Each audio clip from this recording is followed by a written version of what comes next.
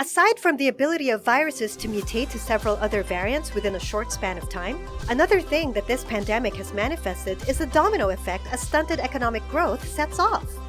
With factories around the world closing down, businesses have had to deal with limited supplies and high demand, driving prices up. Of course, inflation becomes inevitable. Inflation brings about a loss of purchase power. This basically means that your money tomorrow will not go as far as it did today. That's a reality that we need to face and prepare for. And of course, Investops is here to help you with that.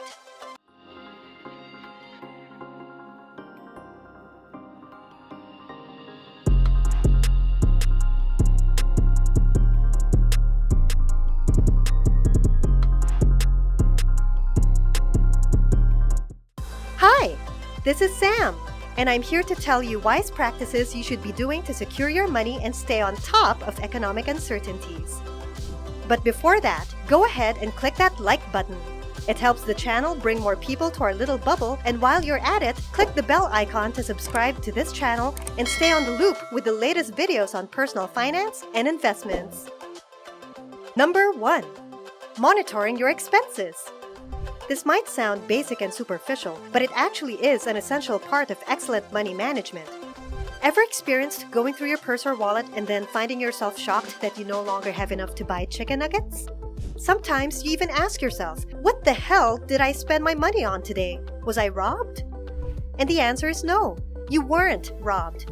Without monitoring your expenses, it's really easy for small amounts to slip through the cracks and for you to lose track of just how much you spend in a day. Try doing it today! You don't need some fancy tracking application. It can be as simple as creating a new Google Sheet or Microsoft Excel file. Here's what you're going to do. First, list down all the expenses you made in a day. However small that expense is, list it down. It's much better if you keep your sheet or Excel file with you on your phone so that you can list it down right after the transaction. This list should go vertically. Second, categorize it. You can create your own categories according to your spending. For example, you can have food, transportation, rent, groceries, investments, subscriptions, miscellaneous, whichever you feel like putting in. This list should go horizontally. Third, create a different sheet or page in your expense tracking file. This other one should be for all the money that goes in. Lastly, find out the total for all your expenses. This might come as a shock. Just wanted to let you know beforehand. Doing this readies you for number 2, cutting down on expenses. Now that you have an idea of where all your money is going, it's now time to decide where your money should not go to. Look at your long list and identify the things you don't necessarily need. I'm talking about all those shopping splurges every payday, that Netflix subscription that you barely use, those fast food splurges you convince yourself you deserve. Yeah, those. Sure, it's good to reward yourself once in a while, but make sure to keep it to a minimum. In tight situations, it is infinitely better to have some money saved up and endure the month without a taste of that glorious chicken nugget than to watch your Netflix subscription go to waste because you no longer have the money to pay for electricity. Do this consistently, just like you would a diet and a workout, and I guarantee you, by the end of next month, you will have saved at least a few $100s. Number 3.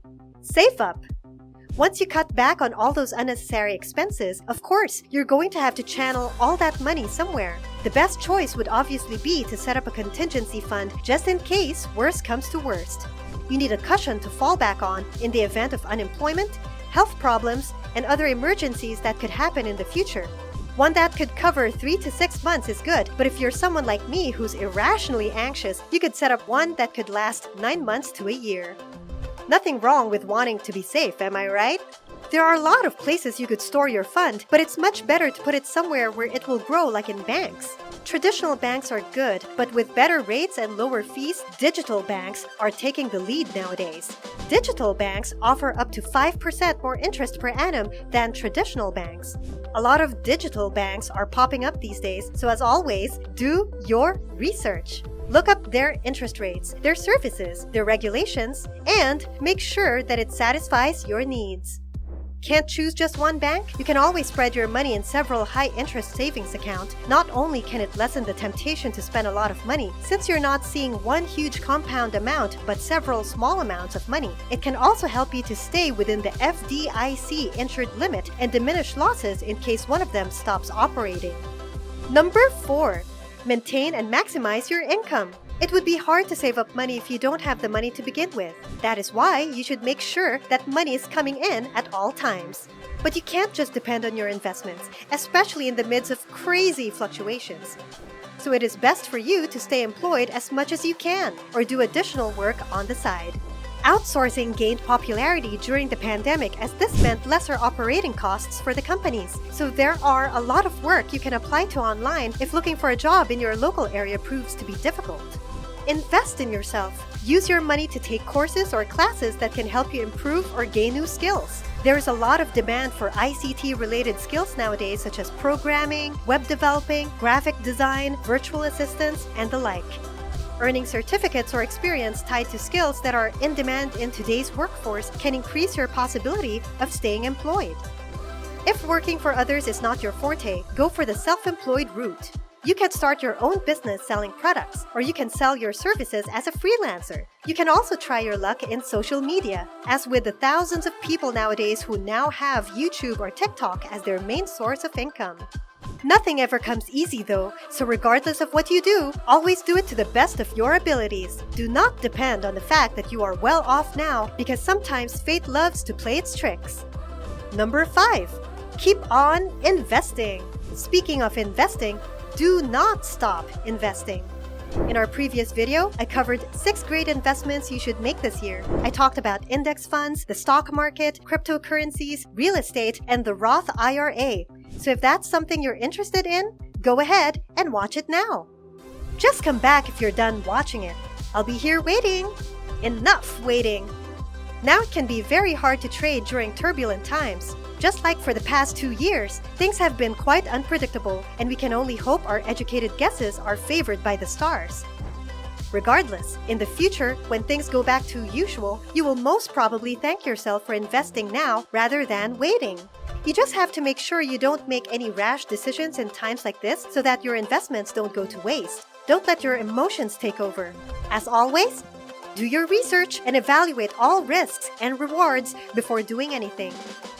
If you want one investment that's all reward and no risk, go ahead and click that bell icon to see brand new videos on personal finance and investments from this channel for free. Click the like button too if you found this video helpful. Thank you, and until the next video!